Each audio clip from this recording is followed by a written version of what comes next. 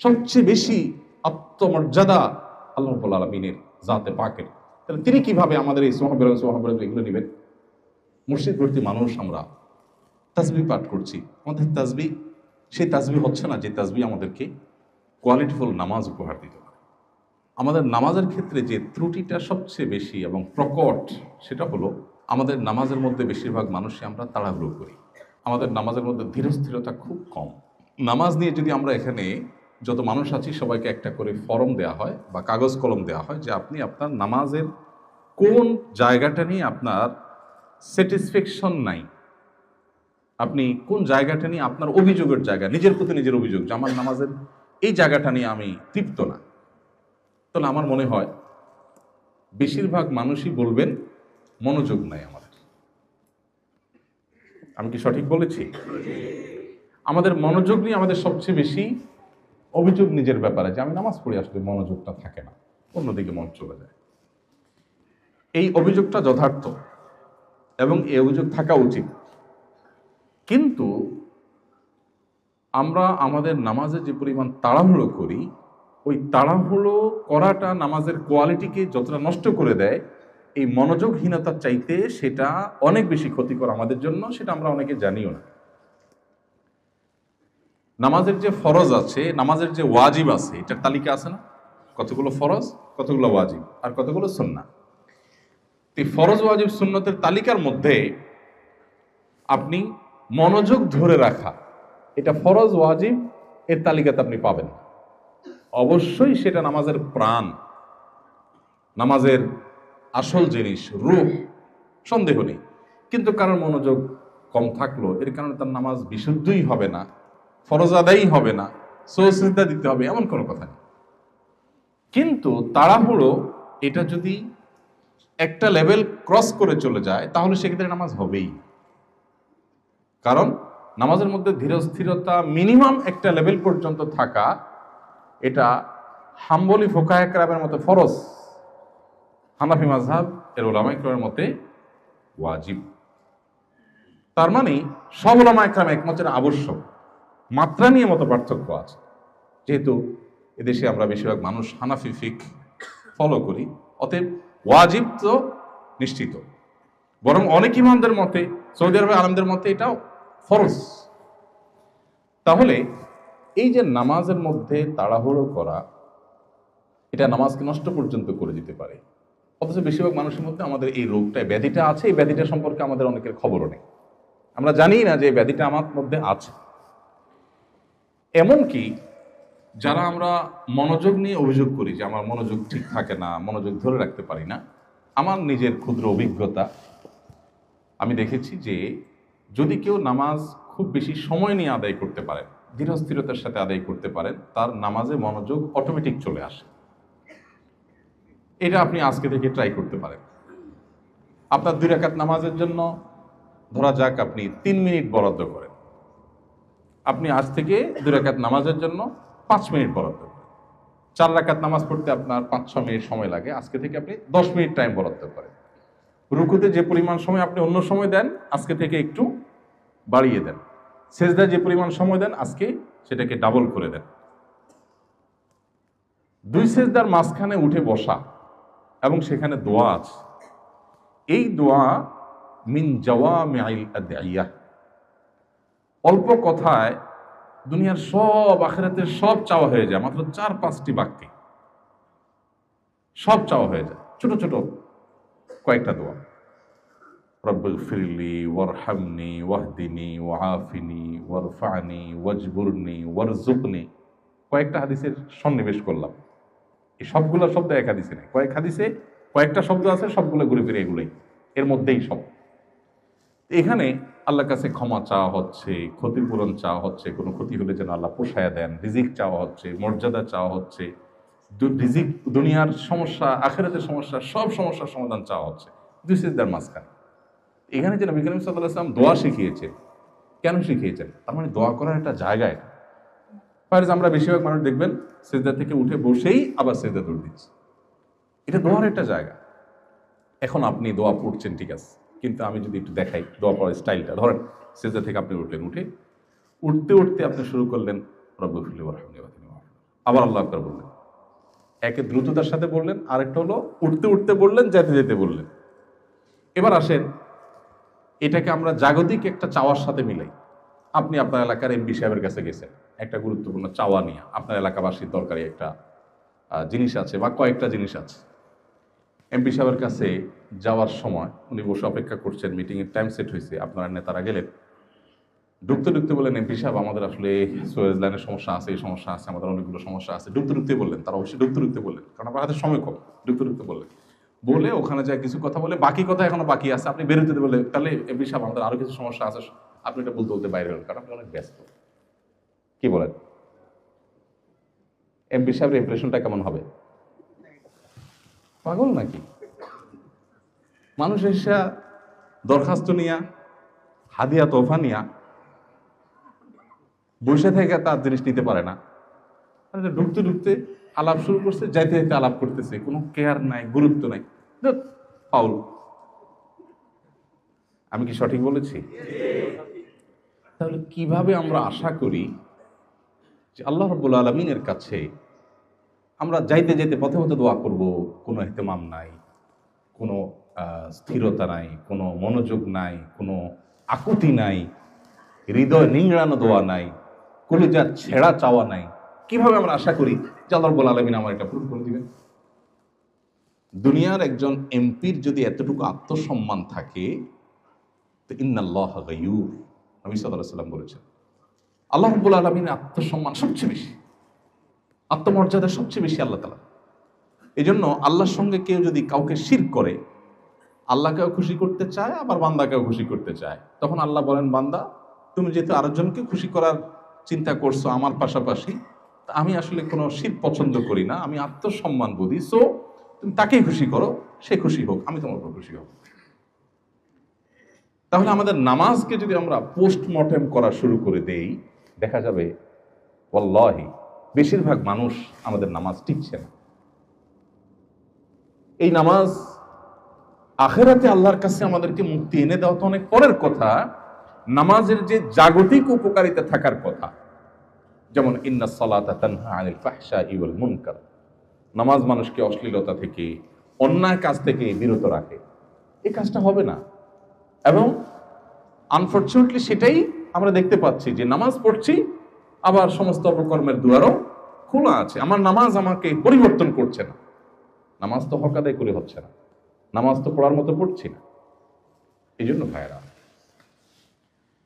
আমাদের প্রথম কাজ হবে, আমরা সবাই, আমার সময় তো ওলামা ইকরাম সাহেবদেরকে বলবো, মুয়াজ্জিন সাহেবদেরকে বলবো, আমরা সবাই আমাদের নামাজকে সুন্দর করা, এটা হবে আমাদের প্রথম প্রায়োরিটি এবং প্রথম চ্যালেঞ্জের কাজ।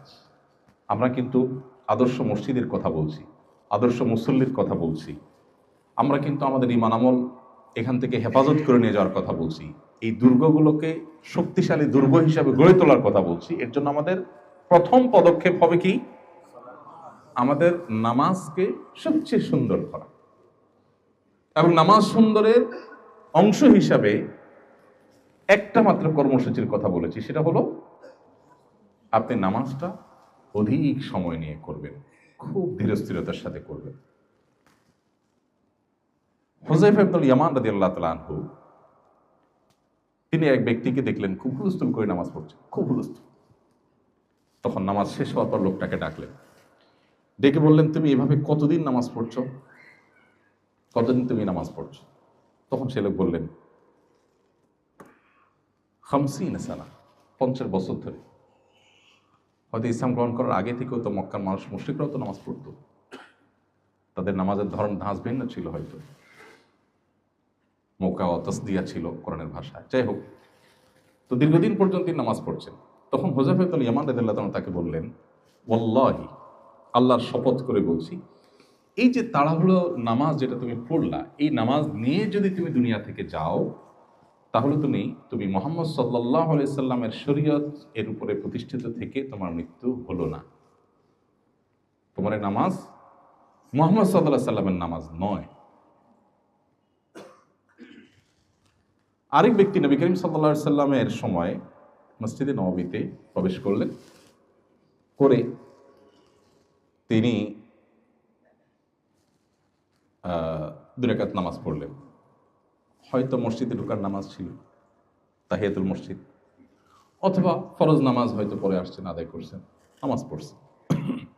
নামাজ পড়ে নবী করিম সাল্লাল্লাহু আলাইহি সাল্লামকে এসে সালাম দিলেন। নামাজটা পড়ে নবীজি বসা ছিলেন, এসে তাকে সালাম দিলেন। সালাম দেওয়ার পর নবী সাল্লাল্লাহু আলাইহি সাল্লাম সালামের জবাব দিলেন। জবাব দিয়ে বললেন, ইরজা ফাসাল্লি ফাইন্নাকা লাম তুসাল্লি, তুমি যাও আবার নামাজ পড়ো, কারণ তোমার নামাজ হয়নি। বেচারা উঠে গিয়ে আবার নামাজ পড়লেন, পড়ে এসে আবার সালাম দিলেন। নবী সাল্লাল্লাহু আলাইহি সাল্লাম এবারও সালামের জবাব দিয়ে একই কথা বললেন, যাও তুমি নামাজ পড়ো, তোমার নামাজ হয় নাই। ভদ্রলোক আবারও গেলেন, যে তিনি আবারও নামাজ পড়লেন, পরে আসলেন, এসে আবার নবী সাল্লাল্লাহু আলাইহি সাল্লামকে সালাম দিলেন। নবী সাল্লাল্লাহু আলাইহি সাল্লাম এবারও একই কথা বললেন, 3 বার নামাজ পড়লেন। এখানে একটু থামি, আমি এই কথায় আসবো, এই জায়গাটায় আসবো, মাঝখানে একটু এখান থেকে একটা শিক্ষা নিয়ে নিই। এই ঘটনা যদি আমাদের সাথে ঘটতো, ধরেন নবী করিম সাল্লাল্লাহু আলাইহি সাল্লামের সময়ে আমরা 2 রাকাত নামাজ পড়ে এসে সালাম দেওয়ার পর বললেন যে তোমার নামাজ হয়নি, আবার পড়ো। পড়লাম, পড়ে আসলাম, আবার সালাম দিলাম, তিনি আবারও পাঠাইলেন, আবার পড়ে আসলাম, আবারও পাঠাইলেন। 3 বার এভাবে নামাজ পড়লেন সেই ব্যক্তি। আমাদের সময় যদি হইতো আমরা কি করতাম বলেন তো? মানে একটু আমরা করি, কি হতে পারত? হ্যাঁ, বিরক্ত হইতেন, বিরক্তি বোধ করে কি করতেন?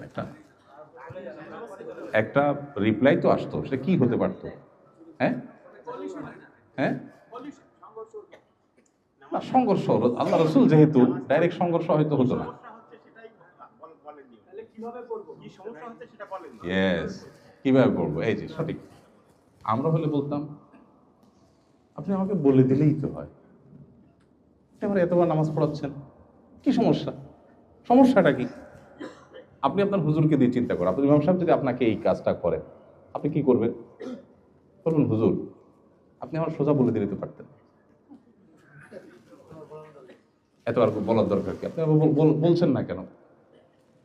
নবী করিম সাল্লাল্লাহু আলাইহি সাল্লামের শিক্ষাদান পদ্ধতি নিয়ে বহু গবেষণা হয়েছে পৃথিবীতে, বহু পিএইচডি হয়েছে। আপনারা একটা হাদিস শুনবেন, সম্ভবত আবু যর গফার রাদিয়াল্লাহু তাআলার সাথে নবী সাল্লাল্লাহু আলাইহি সাল্লাম বের হয়েছেন। শীতকালে গাছের পাতাগুলো সব গোড়া বোটা একেবারে নরম হয়ে থাকে, একটু নাড়া দিলে ঝরে পড়ে। তো নবী সাল্লাল্লাহু আলাইহি সাল্লাম তাকে নিয়ে ফজরের পরে বের হলেন। এরকম একটা গাছ, এর পাতা সবগুলো পেকে আছে, ঝরে পড়বে। আমাদের দেশে তো শীতের সময় খুব বেশি ঝরে পড়ে না, ইউরোপে, পৃথিবীর অন্যান্য দেশে, যে ঠান্ডা প্রধান দেশগুলোতে, জাপানে, কোরিয়াতে, অন্যান্য দেশে যারা গেছেন তারা জানেন এই শীতের সময় গাছের শুধু ইয়েটা থাকে, কঙ্কালটা থাকে, ডালগুলো থাকে, পাতা সব পড়ে সাফ হয়ে যায়, আবার নতুন পাতা গজায়। তো নবী সাল্লাল্লাহু আলাইহি সাল্লাম এরকম প্রচন্ড ঠান্ডা, পাতাগুলো সব ঝরে পড়ার জন্য প্রস্তুত হয়ে রয়েছে, 2-4টা পড়ছে, উনি গাছটা ধরে জোরে ঝাঁকুনি দিলেন, সব পাতাগুলো পড়ে গেল, সামান্য কিছু হয়তো ছিল। এবার আবু যর গফার রাদিয়াল্লাহু আনহুকে বলছেন যে আবু যর, আপনি জানতে চাইলেন না আমি কেন এই কাজটা করলাম, আপনি আমাকে জিজ্ঞেস করলেন না। এবার আবু যর গফার রাদিয়াল্লাহু আনহু বলছেন, রাসূলুল্লাহ কেন করেছেন? তখন নবী সাল্লাল্লাহু আলাইহি সাল্লাম বলেছেন, এই যে গাছের পাতাগুলো নাড়া দিলাম আর সব ঝরে পড়ে গেল, কোন আল্লাহর বান্দা যখন 5 ওয়াক্ত নামাজ সময় মতো সুন্দর করে সঠিকভাবে আদায় করেন, তার ছোটখাটো গুনাহগুলো এইভাবে ঝরে একদম সাফ হয়ে যায়। আমরা যদি হতাম হয়তো বলে বসতাম, এই কথাটা আপনি শুরুতে বললেই তো, আপনি আগে ঝাড়া দিলেন, এরপর বললেন আমি কেন ঝাড়া দিলাম তুমি জিজ্ঞেস করলে না, তারপর আমাকে উত্তর দিলেন। যারা টিচিং মেথড নিয়ে গবেষণা করেন সারা ওয়ার্ল্ডে, নবী করিম সাল্লাল্লাহু আলাইহি ওয়াসাল্লাম এক একটা হাদিস নিয়ে হাজারো পৃষ্ঠার বড় বড় থিসিস এবং গবেষকদের গবেষণা আইটেম এখানে আছে। একজন মানুষকে একটা কথা বলার আগে, শেখাবার আগে তাকে তার অ্যাটেনশন গ্রো করা, প্রশ্ন করে উত্তরের জন্য তাকে আগ্রহী করে তোলা, আরো অনেকগুলো দিক এখানে আছে। যাই হোক, তো এই যে নবী করিম সাল্লাল্লাহু আলাইহি ওয়াসাল্লাম ওই ব্যক্তিকে 3 বার নামাজ পড়ালেন, এরপর তিনি বলছেন, হে আল্লাহ রাসূল, আমাকে আপনি শিখিয়ে দিন, আল্লাহর শপথ করে বলছি যে আল্লাহ আপনাকে রাসূল করে পাঠিয়েছেন, আমি এর চেয়ে সুন্দর নামাজ আর পারি না, অতএব আপনি আমাকে শিখিয়ে দেন। কথা দেখেন, কথার ধাঁচ দেখেন, কেন সাহাবীরা সাহাবী আর কেন আমরা, তাদের সাথে আমাদের পার্থক্য আকাশ পাতাল। কেন কেন নবী সাল্লাল্লাহু আলাইহি সাল্লাম বলেছেন, তোমাদের কেউ যদি সামান্য পরিমাণ আল্লাহ রাস্তা দান করে এই মদিনার কয়েক কিলোমিটার বিশিষ্ট উহুদ পাহাড় সমপরিমাণ স্বর্ণ পরবর্তীরা দান করে তোমাদের মর্যাদার সমান হতে পারবে না। কেন এটা বলেছেন, পার্থক্যটা কত বেশি তাদের সাথে আমাদের। এই ঘটনাগুলো প্রত্যেকটা হাদিসের পরতে পরতে আপনি শিক্ষাগুলো পাবেন। আমরা এখান থেকে জাস্ট শিক্ষাটা নিলাম, এবার মূল পয়েন্টে আসি। ওই ব্যক্তিকে নবী সাল্লাল্লাহু আলাইহি সাল্লাম বললেন যে আবারও পড়ো, তখন বললেন যে আমাকে আপনি শিখিয়ে দেন, কারণ এর চেয়ে ভালো নামাজ আমি আর যাই না। তখন নবী সাল্লাল্লাহু আলাইহি সাল্লাম তাকে শিখালেন যে তুমি যখন দাঁড়াবে সূরা কিরাত পাঠ করবে, তারপর তুমি রুকুতে যাবে, রুকুতে যাওয়ার পর হাত্তা তাতমাইন্না রাকিআন, রুকুতে গিয়ে তুমি একেবারে স্থির হওয়া পর্যন্ত অপেক্ষা করবে। তার মানে এরপরে রুকু তোমার স্টার্ট হলো। এরপর রুকু থেকে তুমি যখন মাথা তুলে সোজা করবে, তখন তুমি দাঁড়াবে, একেবারে টান টান সোজা হওয়া পর্যন্ত অপেক্ষা করবে, তাহলে তোমার দাঁড়ানোটা কমপ্লিট হবে।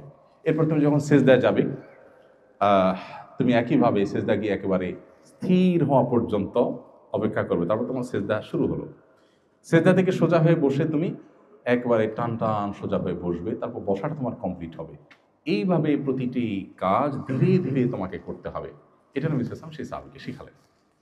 এবার আসেন আমরা যে নামাজ পড়ি, এই হাদিসকে এক পাশে রাখি আর আমাদের নামাজের দৃশ্যকে এক পাশে রাখি। আমরা কিভাবে পড়ি, আমাদের নামাজের ধরনটা কি আমি বলি, সুবিধা হবে, কারণ আমি তো আপনাদের একজন, রোগীদেরই একজন। আমরা হাত বেঁধেই 4G বা 5G গতিতে আমরা সানা শুরু করে দিই। এরপর সূরা ফাতিহা, অন্য সূরা মিলানো। আমরা মনে করি মোবাইলে যেহেতু যত গতি হয় তত ভালো, আমাদের বোধ হয় নামাজেও গতি যত হয় তত ভালো। সব জায়গায় যে গতি ভালো না, এখানে বরং যদি গতি কম হবে তত ভালো, এটা আমরা বুঝি না। অনেকে শুরু করি হুলস্থুল করি, আলহামদুলিল্লাহ পড়ে আল্লাহর প্রশংসা যে করি, সেই প্রশংসাটা হয় খুবই হুলস্থুলের সাথে। আলহামদুলিল্লাহ রাব্বিল আলামিন রহমানির রহিম মালিকিল ইয়াউমিদ্দিন ইয়াকা না'বুদু ওয়া ইয়াকা নাস্তাঈন। এই যে আলহামদুলিল্লাহ রাব্বিল আলামিন রহমানির রহিম মালিকিল ইয়াউমিদ্দিন, এগুলোতে একটা মিনিং আছে নাকি? আলহামদুলিল্লাহি রাব্বিল আলামিন, যিনি সকল জগৎসমূহের পালনকর্তা, সে আল্লাহর জন্য সকল প্রশংসা, এটা প্রশংসা করছেন। আর রহমানির রহিম, যিনি পরম দয়ালু, সীমাহীন অনুগ্রহকারী। মালিক ইয়াউমিদ্দিন, যিনি কিয়ামতের দিবসের মালিক, অধিপতি, অধিকারী। সেদিনের আধিপত্য তাহার এককভাবে তিনি কন্ট্রোল করবেন। এভাবে প্রত্যেকটা আয়াতের অর্থ আছে। আল্লাহকে আপনি এগুলো প্রশংসা নিবেদন করছেন, কিন্তু প্রশংসা নিবেদন করার সময় আপনি পড়ছেন কি? আলহামদুলিল্লাহ রাব্বিল আলামিন রহমানির রহিম মালিকিল ইয়াউমিদ্দিন ইয়াকা না'বুদু, মানে আপনি জপছেন, কিছু একটা জপছেন। এবার আসেন, আমি এর আগে এমপি সাহেবের কথা বলছি, আবার এমপি সাহেবের কাছে ফিরে আসি। আপনি আপনার এমপি সাহেবের কাছে গেছেন, প্রধানমন্ত্রীর কাছে গেছেন, প্রধান উপদেষ্টার কাছে গেছেন, দুনিয়ার কোনো পাওয়ারফুল ব্যক্তির কাছে গেছেন, যায় বা তাকে আপনি দাওয়াত দিয়ে আনছেন আপনার মাহফিলে, আপনার প্রোগ্রামে। এরপর প্রশংসা বাক্য পড়ে পাঠ করছেন। তো আপনার হাতে সময় কম, সেজন্য বলতেছেন যে এমপি সাহেব আপনার মতো মানুষ হয় না, আপনি অনেক ভালো মানুষ, মাশাআল্লাহ আপনার বাপদা 14 গোষ্ঠী ভালো, আপনি অনেক দানশীল মানুষ, আপনি অনেক কিছু করছেন, হান করছেন, তার করছেন। আপনি এমন হুলস্থুলভাবে বলছেন যে কি বলছেন সেটা পুরো ক্লিয়ার না, পরিষ্কার না।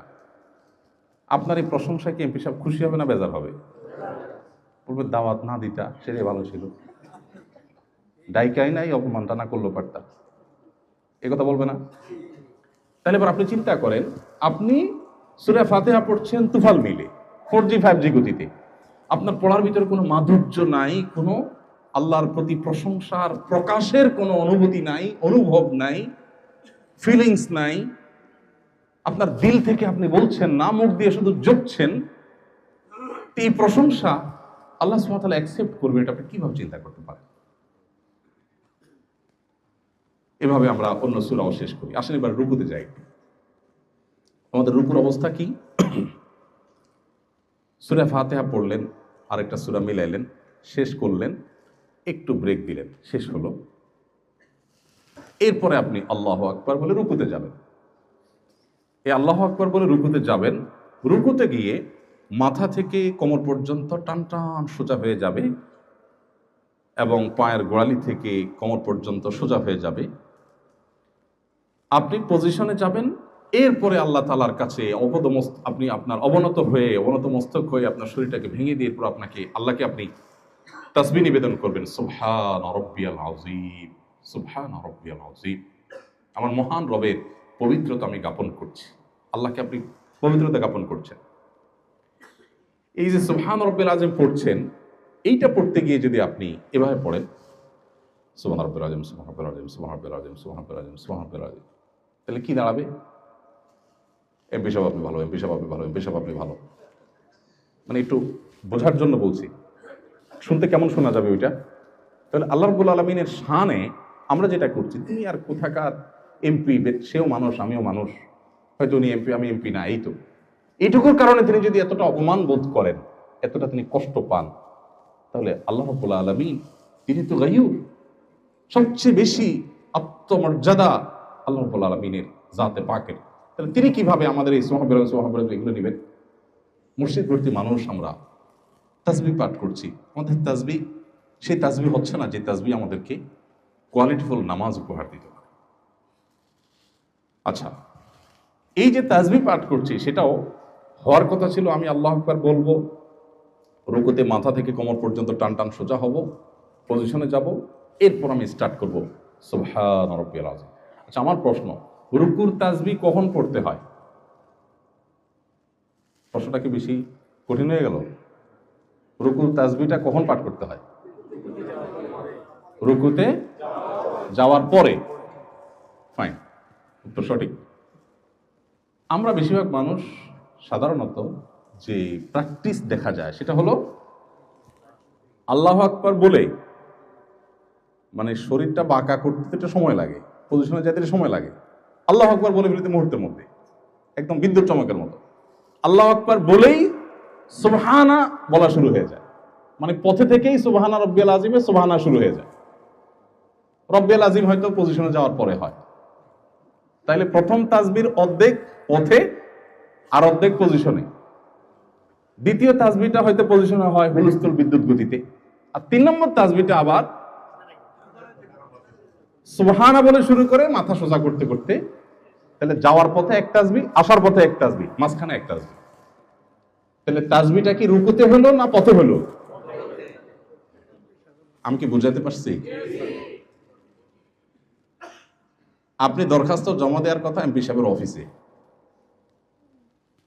আপনি পথে দেখে বলতেছেন ভাই এই যে দরখাস্তটা, কেমন হবে জিনিসটা? পথে যদি দরখাস্ত জমা দেন, সে দরখাস্ত কি অ্যাকসেপ্ট হওয়ার কথা? আপনার তাসবিহ পড়ার কথা রুকুতে গিয়ে, আপনি তাসবিহ প্রথমটা পড়ছেন পথে, শেষেরটাও পড়ছেন পথে, মাঝখানেরটা জায়গা মতো পড়তেছেন সেটাও তুফান মেইলে, এগুলো রুকু। রুকু থেকে ওঠার পর নবী করিম সাল্লাল্লাহু আলাইহি ওয়াসাল্লাম ওই সাহাবীকে শিখিয়েছিলেন, সম্ভবত হাদিসের ভাষ্য হলো হাত্তা তাস্তাউইয়া কায়েমান, টান টান সোজা হওয়া পর্যন্ত তোমাকে অপেক্ষা করতে হবে। এখন আপনি সামি আল্লাহু লিমান হামিদা বলে মাথাটা সোজা করতে দেরি, আবার নামাতে দেরি, পুরো সোজা হতে দিচ্ছেন না। হওয়ার কথা ছিল আপনি সোজা হবেন, সামি আল্লাহু লিমান হামিদা, সোজা হয়ে গেছেন, এবার স্টার্ট হবে রব্বানা ওয়া লাকাল হামদ, রব্বানা লাকাল হামদ।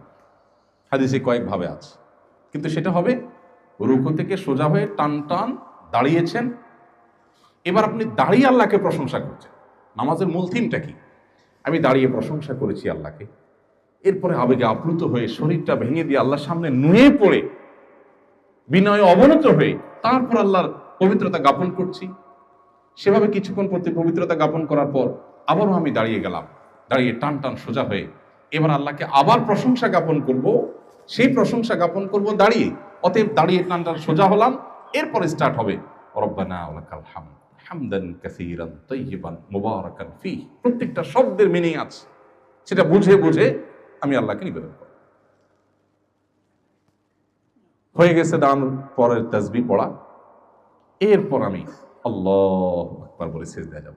সিজদাও কিন্তু ওই একই কাহিনী হয়, সুবহান রাব্বিয়াল আলা, পথে যাইতে আসতে মাঝখানটা তুফান মিলে ফোরজি গতিতে শেষ সিজদা।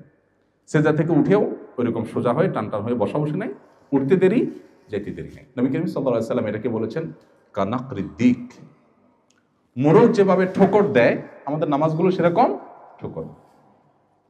কথাগুলো এই জন্য বলছি, ওই যে নবী সাল্লাল্লাহু আলাইহি সাল্লাম বলেছেন কিয়ামতের আগে মসজিদ ভর্তি মুসল্লি হবে, একজন মুসল্লিও খুঁজে পাওয়া কঠিন হবে, পাওয়া যাবে না যে তার খুশু খুশু নামাজের মধ্যে আছে।